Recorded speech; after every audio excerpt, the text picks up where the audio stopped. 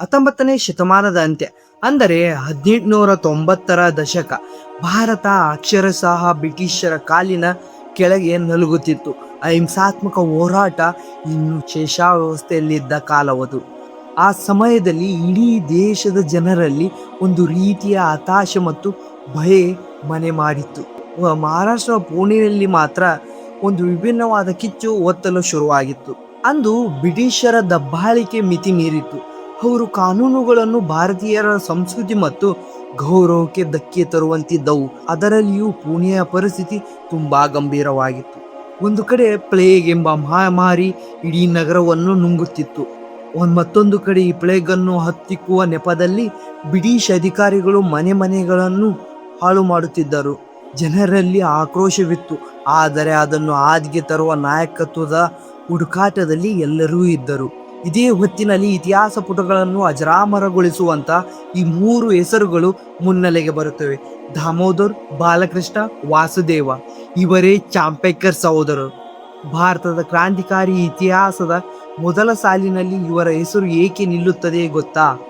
ಏಕೆಂದರೆ ಇಂಗ್ಲಿಷ್ ಅಧಿಕಾರಿಗಳ ಎದೆಗೆ ಮೊದಲ ಬಾರಿಗೆ ಗುಂಡಾರಿಸಿ ನಾವು ಗುಲಾಮರಲ್ಲ ಎಂದು ತೋರಿಸಿದವರು ಇವರು. ಈ ವಿಡಿಯೋದಲ್ಲಿ ಈ 3 ಸಹೋದರರ ಶೌರ್ಯದ ಗಾಥೆಯನ್ನು ನಾವು ನೋಡಲಿದ್ದೇವೆ. ಚಾಂಪೇಕರ್ ಸಹೋದರರ ಕ್ರಾಂತಿ ಹಿಂದೆ ಅವರು ಬೆಳೆದು ಬಂದ ಹಾದಿ ಮತ್ತು ಅವರಿಗೆ ಸಿಕ್ಕ ಸಂಸ್ಕಾರ ದೊಡ್ಡ ಪಾತ್ರವಿದೆ. ಇವರು ಹುಟ್ಟಿದ್ದು ಮಹಾರಾಷ್ಟ್ರದ ಕೊಂಕಣಿ ಭಾಗದ ಚಾಂಪೆ ಎಂಬ ಹಳ್ಳಿಯಲ್ಲಿ.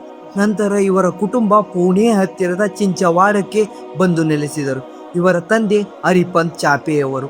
ಇವರು ಒಬ್ಬ ವಿದ್ವಾಂಸರು ಮತ್ತು ಪ್ರಸಿದ್ಧ ಕೀರ್ತನಾಕಾರರು.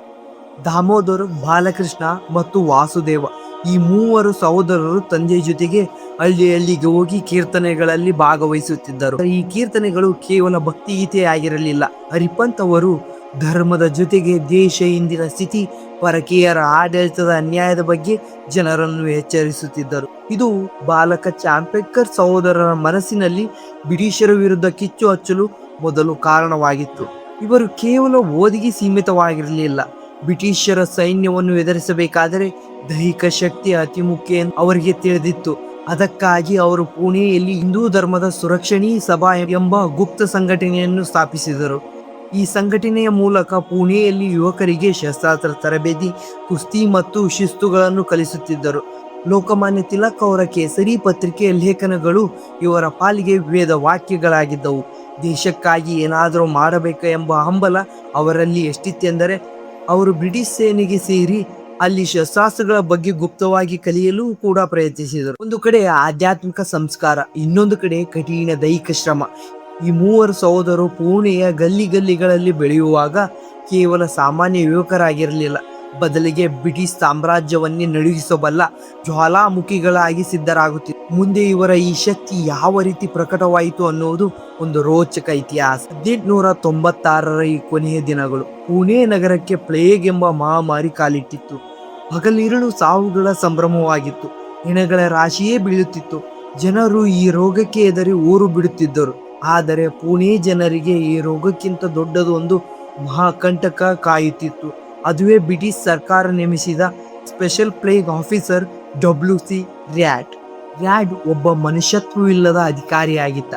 ಪ್ಲೇಗ್ ಹರಡುವುದನ್ನು ತಡೆಯುವ ನೆಪದಲ್ಲಿ ಅವರು ಪುಣೆಯ ಮೇಲೆ ಮಿಲಿಟರಿ ಆಡಳಿತವನ್ನೇ ಹೇರಿದರು. ಸೈನಿಕರಿಗೆ ಎಷ್ಟು ಅಧಿಕಾರ ಕೊಡಲಾಗಿತ್ತೆಂದರೆ ಅವರು ಯಾವುದೇ ಮುನ್ಸೂಚನೆ ಇಲ್ಲದೆ ಯಾವುದೇ ಮನೆಗೆ ನುಗ್ಗಬಹುದಾಗಿತ್ತು. ಪ್ಲೇಗ್ ತಪಾಸಣೆ ಎಂಬುದು ಕೇವಲ ನೆಪವಾಗಿತ್ತು. ಜನರ ಮೇಲೆ ದೌರ್ಜನ್ಯ ಎಂಬುದೇ ಬ್ರಿಟಿಷರ ಅಸಲಿ ಉದ್ದೇಶವಾಗಿತ್ತು. ಒಮ್ಮೆ ಕಲ್ಪಿಸಿಕೊಳ್ಳಿ, ಸೈನಿಕರು ಅಬಾಲ ವೃದ್ಧರಾಗಿರಲಿ ಎಲ್ಲರನ್ನೂ ಬೀದಿಗೆಳೆದು ತರುತ್ತಿದ್ದರು.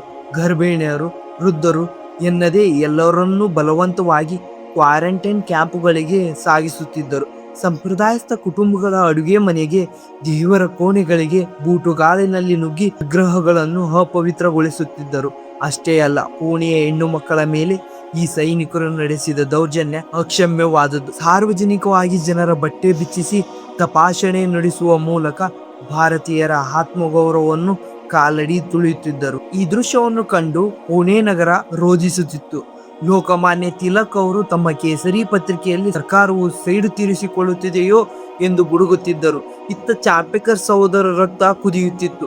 ಅನ್ಯಾಯದ ಪರಾಕಾಷ್ಠೆ ತಲುಪಿತ್ತು. ದಾಮೋದರ್ ಚಾಂಪಕರ್ ಮತ್ತು ಅವರ ಸಹೋದರರು ಒಂದು ತೀರ್ಮಾನಕ್ಕೆ ಬಂದರು. ನಮ್ಮ ತಾಯಂದಿರು ತಂಗಿಯಂದಿರ ಕಣ್ಣೀರಿಗೆ ಕಾರಣವಾದ ಆ ರ್ಯಾಂಡ್ ಅನ್ನು ಇನ್ನು ಮುಂದೆ ಬದುಕಲು ಬಿಡಬಾರದು. ಪುಣೆಯ ಬೀದಿಗಳಲ್ಲಿ ಗುಪ್ತವಾಗಿ ಕ್ರಾಂತಿಯ ಯೋಜನೆಯನ್ನು ಸಿದ್ಧಪಡಿಸಿದರು. ಸೇಡು ಸಿದ್ಧವಾಯಿತು. ಆದರೆ ಬ್ರಿಟಿಷ್ ಅಧಿಕಾರಿಯನ್ನು ಕೊಲ್ಲುವುದು ಅಷ್ಟು ಸುಲಭದ ಮಾತಾಗಿರಲಿಲ್ಲ. ಅದಕ್ಕಾಗಿ ಚಾಂಪೇಕರ್ ಸಹೋದರರು ದಿನಗಂಟಲೆ ರ್ಯಾಂಡ್ ಅವರ ಚಲನವಲನೆಗಳನ್ನು ಗಮನಿಸುತ್ತಿದ್ದರು. ಅವನು ಯಾವ ರಸ್ತೆಯಲ್ಲಿ ಹೋಗುತ್ತಾನೆ, ಅವನ ಜೊತೆ ಎಷ್ಟು ಸೈನಿಕರಿರುತ್ತಾರೆ ಎಂಬ ಪ್ರತಿಯೊಂದು ಮಾಹಿತಿಯನ್ನು ಸಂಗ್ರಹಿಸುತ್ತಿದ್ದರು. ಅಂತಿಮವಾಗಿ ಅವರು ಆರಿಸಿಕೊಂಡ ದಿನ ಜೂನ್ 22, 1897. ಅಂದು ವಿಕ್ಟೋರಿಯಾ ರಾಣಿ ಪಟ್ಟಾಭಿಷೇಕದ ವಜ್ರ ಮಹೋತ್ಸವ. ಇಡೀ ಪುಣೆ ನಗರ ದೀಪಗಳಿಂದ ಅಲಂಕಾರವಾಯಿತು. ಗಣ್ಯ ವ್ಯಕ್ತಿಗಳಿಗಾಗಿ ಪುಣೆಯ ಗವರ್ನರ್ ಬಂಗಲೆಯಲ್ಲಿ ದೊಡ್ಡ ಔತಣವೇ ಏರ್ಪಟ್ಟಿತ್ತು. ರ್ಯಾಂಡ್ ಕೂಡ ಅಲ್ಲಿಗೆ ಬಂದಿದ್ದ. ಬ್ರಿಟಿಷರು ಸಂಭ್ರಮದಲ್ಲಿದ್ದರೆ ಇತ್ತ ಗಣೇಶ್ ಖೇಡ್ ರಸ್ತೆಯಲ್ಲಿ ಚಾಂಪೇಕರ್ ಸಹೋದರರು ಮೃತ್ಯುವಿನಂತೆ ಕಾಯುತ್ತಿದ್ದರು. ರಾತ್ರಿ ಸುಮಾರು 11 ಗಂಟೆ. ಔತಣಕೂಟ ಮುಗಿಸಿ ರ್ಯಾಂಡ್ ತನ್ನ ಕುದುರೆ ಗಾಡಿಯಲ್ಲಿ ಹೊರಡಿ ಬಂದನು. ಅವನ ಹಿಂದೆ ಮತ್ತೊಂದು ಗಾಡಿಯಲ್ಲಿ ಐಡ್ಸನ್ ಕೂಡ ಇದ್ದನು. ಗಾಡಿಯ ಹಳದಿ ದೀಪ ಕಂಬಗಳನ್ನು ಹಾದು ಬರುತ್ತಿದ್ದಂತೆ ರಸ್ತೆಯ ಬದಿಯಲ್ಲಿ ದಾಮೋದರ್ ಚಾಂಪೇಕರ್ ಗಾಡಿ ಹತ್ತಿರ ಓಡಿದನು. ಗಾಡಿಯ ಮೇಲೆ ಏರಿ ನಿಂತ. ಒಮ್ಮೆ ಜೋರಾಗಿ ಕೂಗಿದನು, ಗೋಡ್ಯಾ ಅಲ್ಲಾರೆ, ಗೋಡ್ಯಾ ಬಂದಿದ್ದಾನೆ. ಇದು ದಾಳಿಯ ಸಂಕೇತವಾಗಿತ್ತು. ಈ ಕೂಗು ಕೇಳುತ್ತಿದ್ದಂತೆ ದಾಮೋದರ್ ತನ್ನ ಪಿಸ್ತೂಲಿನಿಂದ ರ್ಯಾಂಡ್ ಬೆನ್ನಿಗೆ ಗುಂಡು ಹಾರಿಸಿದನು. ಈ ಅದೇ ಕ್ಷಣದಲ್ಲಿ ಬಾಲಕೃಷ್ಣ ಚಾಂಪೇಕರ್ ಎರಡನೇ ಗಾಡಿಯ ಮೇಲೆ ದಾಳಿ ಮಾಡಿ ಐಸ್ಟರ್ಸ್ ಅನ್ನು ಕೊಂದನು. ಸೆಕೆಂಡುಗಳ ಅಂತರದಲ್ಲಿ ಕಾರ್ಯಾಚರಣೆ ಮುಗಿಯಿತು. ಬ್ರಿಟಿಷ್ ಸಾಮ್ರಾಜ್ಯದ ಅಹಂಕಾರಿ ಸಂಕೇತವಾಗಿದ್ದ ರ್ಯಾಂಡ್ ರಕ್ತದ ಮಡುವಿನಲ್ಲಿ ಬಿದ್ದಿದ್ದ. ಇಡೀ ಬ್ರಿಟಿಷ್ ಸೈನ್ಯ ಎಚ್ಚರವಾಗುವಷ್ಟರಲ್ಲಿ ಚಾಂಪೇಕರ್ ಸಹೋದರರು ಕತ್ತಲಿನಲ್ಲಿ ಮಾಯವಾಗಿದ್ದರು. ಇದು ಕೇವಲ ಒಬ್ಬ ಅಧಿಕಾರಿ ಹತ್ಯೆ ಆಗಿರಲಿಲ್ಲ. ಇದು 1857 ನಂತರ ಬ್ರಿಟಿಷರ ಎದೆಯಲ್ಲಿ ನಡುಕ ಹುಟ್ಟಿಸಿದ ಮೊದಲ ಶಸ್ತ್ರಾಸ್ತ್ರ ಕ್ರಾಂತಿಯ ಕಿಡಿಯಾಗಿತ್ತು. ಪುಣೆ ಬೀದಿಗಳಲ್ಲಿ ಹರಿದ ಈ ರಕ್ತ ಭಾರತದ ಸ್ವಾತಂತ್ರ್ಯ ಸಂಗ್ರಾಮಕ್ಕೆ ಹೊಸ ದಿಕ್ಕನ್ನೇ ನೀಡಿತು. ಆದರೆ ಈ ವೀರರ ಸಹೋದರರ ಮುಂದಿನ ಹಾದಿ ಅಷ್ಟು ಸುಲಭವಾಗಿರಲಿಲ್ಲ. ದ್ರೋಹದ ಕಪ್ಪು ನೆರಳು ಇವರನ್ನು ಬೆನ್ನು ಹಟ್ಟಿತ್ತು. ರ್ಯಾಂಡ್ನ ಹತ್ಯೆಯ ನಂತರ ಬ್ರಿಟಿಷ್ ಸರ್ಕಾರ ನಡುಗಿ ಹೋಯಿತು. ಇಡೀ ಪುಣೆ ನಗರವನ್ನು ಪೊಲೀಸರು ಸುತ್ತುವರೆದಿದ್ದರು. ಅಪರಾಧಿಗಳನ್ನು ಪತ್ತೆ ಹಚ್ಚಿಕೊಟ್ಟವರಿಗೆ 20,000 ಬಹುಮಾನಗಳನ್ನು ಘೋಷಿಸಲಾಗಿತ್ತು. ಅಂದಿನ ಕಾಲದಲ್ಲಿ ಅದು ಅತಿ ದೊಡ್ಡ ಮೊತ್ತವಾಗಿತ್ತು. ಈ ಹಣದ ಆಸೆ ಮತ್ತು ಬ್ರಿಟಿಷರ ಮೇಲಿನ ಭಯ ಸ್ವಂತ ದೇಶದವರಿಂದಲೇ ದ್ರೋಹಕ್ಕೆ ದಾರಿ ಮಾಡಿಕೊಟ್ಟಿತ್ತು. ಚಾಂಪೇಕರ್ ಸಹೋದರರ ಜೊತೆಗೆ ಇದ್ದ ಗಣೇಶ್ ಶಂಕರ್ ದ್ರಾವಿಡ್ ಮತ್ತು ರಾಮಚಂದ್ರ ದ್ರಾವಿಡ್, ಈ ಇಬ್ಬರು ಸಹೋದರರು ಹಣದ ಆಸೆಗೆ ಬಿದ್ದು ಚಾಂಪೇಕರ್ ಸಹೋದರರ ರಹಸ್ಯವನ್ನು ಬ್ರಿಟಿಷರಿಗೆ ಬಿಚ್ಚಿಟ್ಟರು. ದಾಮೋದರ್ ಚಾಂಪೇಕರ್ ಈ ದ್ರೋಹವನ್ನು ನಿರೀಕ್ಷಿಸಿರಲಿಲ್ಲ. ತನ್ನವರೇ ಆದವರು ಪರಕೀಯರಿಗೆ ದಾರಿ ಮಾಡಿಕೊಟ್ಟಾಗ 1897 ಸೆಪ್ಟೆಂಬರ್ 30ರಂದು ದಾಮೋದರ್ ಅವರನ್ನು ಬ್ರಿಟಿಷರ ಕೈಗೆ ಸಿಕ್ಕಿಬಿದ್ದರು. ದಾಮೋದರ್ ಬಂಧನದ ನಂತರ ಬಾಲಕೃಷ್ಣ ಮತ್ತು ವಾಸುದೇವ ತಪ್ಪಿಸಿಕೊಳ್ಳಲು ಯತ್ನಿಸಿದರು. ಬ್ರಿಟಿಷರ ಜಾಲ ಹರಡಿತ್ತು. ಬಾಲಕೃಷ್ಣ ಅವರು ಹೈದರಾಬಾದಿನಲ್ಲಿ ಸೆರೆಯಾದರು. ಇತ್ತ ವಾಸುದೇವ್ ಮತ್ತು ಅವರ ಸ್ನೇಹಿತ ಮಹದೇವ್ ದ್ರೋಹಿ ದ್ರಾವಿಡ್ ಸಹೋದರನ ಹತ್ಯೆ ಸೇಡು ತೀರಿಸಿಕೊಂಡರು.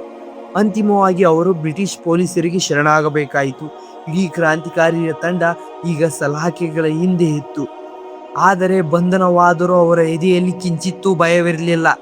ನ್ಯಾಯಾಲಯದಲ್ಲಿ ದಾಮೋದರ್ ಚಾಂಪೇಕರ್ ಅವರನ್ನು, ನೀವು ರ್ಯಾಂಡ್ ಅವರನ್ನು ಏಕೆ ಕೊಂದಿದ್ದೀರಿ ಎಂದು ಪ್ರಶ್ನೆ ಕೇಳಿದಾಗ ಅವರ ತಲೆ ಎತ್ತಿ ಹೇಳಿದರು, ನನ್ನ ದೇಶದ ಹೆಣ್ಣು ಮಕ್ಕಳ ಮೇಲೆ ದೌರ್ಜನ್ಯ ಮಾಡಿದವನಿಗೆ ಮತ್ತು ನನ್ನ ಧರ್ಮವನ್ನು ಅವಮಾನಿಸಿದವನಿಗೆ ಶಿಕ್ಷೆ ಕೊಡುವುದು ನನ್ನ ಧರ್ಮವಾಗಿ.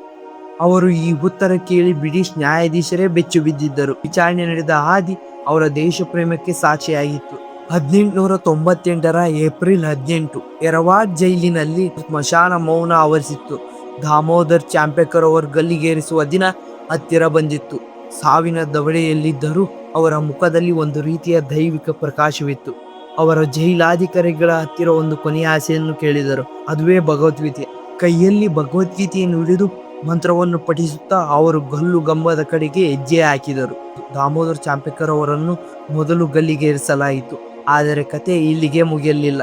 ಕೇವಲ 1 ವರ್ಷದ ಅಂತರದಲ್ಲಿ ಮೇ 1899ರಲ್ಲಿ ಬಾಲಕೃಷ್ಣ ಚಾಂಪೇಕರ್, ವಾಸುದೇವ್ ಚಾಂಪೇಕರ್ ಮತ್ತು ಅವರ ಸ್ನೇಹಿತ ಮಹದೇವ್ ರ್ಯಾಂಡರ್ ಅವರನ್ನು ಗಲ್ಲಿಗೇರಿಸಲಾಯಿತು. ಇಡೀ ಜಗತ್ತಿನ ಇತಿಹಾಸದಲ್ಲಿ ಒಂದೇ ಕುಟುಂಬದ 3 ಸಹೋದರರನ್ನು ದೇಶದ ಸ್ವಾತಂತ್ರ್ಯಕ್ಕಾಗಿ ಒಂದೇ ವರ್ಷದಲ್ಲಿ ಬಲಿದಾನ ಮಾಡಿದಂತಹ ಇಂತಹ ಉದಾಹರಣೆ ಮತ್ತೊಂದಿಲ್ಲ. ಬಲಿದಾನ ವ್ಯರ್ಥವಾಗಲಿಲ್ಲ. ಮಹಾರಾಷ್ಟ್ರದ ಒಬ್ಬ ಯುವಕ ಈ ಸಂಘಟನೆಯಿಂದ ಪ್ರಭಾವಿತರಾಗಿದ್ದರೆಂದರೆ ತನ್ನ ಮನೆಯ ದೇವರ ಮುಂದೆ ನಿಂತು ದೇಶದ ಸ್ವಾತಂತ್ರ್ಯಕ್ಕಾಗಿ ನಾನು ಶಸ್ತ್ರಾಸ್ತ್ರ ಹೋರಾಟ ಮಾಡುತ್ತೇನೆ ಎಂದು ಪ್ರತಿಜ್ಞೆ ಮಾಡಿದ್ದರು. ಆ ಯುವಕ ಬೇರೆ ಯಾರೂ ಅಲ್ಲ, ಅವರೇ ವಿನಾಯಕ್ ದಾಮೋದರ್ ಸಾವರ್ಕರ್. ಚಾಂಪೇಕರ್ ಸಹೋದರರು ಹಚ್ಚಿದ ಈ ಸಣ್ಣ ಕಿಡಿ ಮುಂದೆ ಅಭಿನವ ಭಾರತ ಸಂಘಟನೆಯಾಗಿ ಭಗತ್ ಸಿಂಗ್, ಸುಭಾಷ್ ಚಂದ್ರ ಬೋಸ್ ಅವರಂಥ ವೀರರಿಗೆ ಸ್ಫೂರ್ತಿಯ ನೆಲೆಯಾಯಿತು. ಸಹೋದರರ ಕತೆ ನಮಗೆ ಕಲಿಸುವುದು ಒಂದೇ: ದೇಶಕ್ಕಾಗಿ ಪ್ರಾಣ ಕೊಡುವುದು ಅಂದರೆ ಕೇವಲ ಸಾಯುವುದಲ್ಲ, ಅದು ಜನರಲ್ಲಿ ಸೂಕ್ತವಾದ ಸ್ವಾಭಿಮಾನವನ್ನು ಎಚ್ಚರಗೊಳಿಸುವುದು. ಇಂದು ನಾವು ಅನುಭವಿಸುತ್ತಿರುವ ಈ ಸ್ವಾತಂತ್ರ್ಯ ಹಿಂದೆ ಇಂಥವು ಎಷ್ಟೋ ವೀರರ ರಕ್ತವಿದೆ. ಅವರ ಬಲಿದಾನಕ್ಕೆ ನಾವು ನೀಡುವ ನಿಜವಾದ ಗೌರವ ಎಂದರೆ ಅದು ಇತಿಹಾಸವನ್ನು ಮರೆಯದಿರುವುದು. ಚಾಂಪೇಕರ್ ಸಹೋದರರ ಶೌರ್ಯಕ್ಕೆ ನನ್ನದೊಂದು ಸಾಷ್ಟಾಂಗ ನಮಸ್ಕಾರ.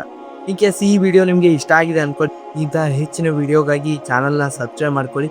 ಮತ್ತೆ ಮುಂದಿನ ವಿಡಿಯೋದಲ್ಲಿ ಸಿಗೋಣ. ಓಕೆ ಫ್ರೆಂಡ್ಸ್, ಬಾಯ್.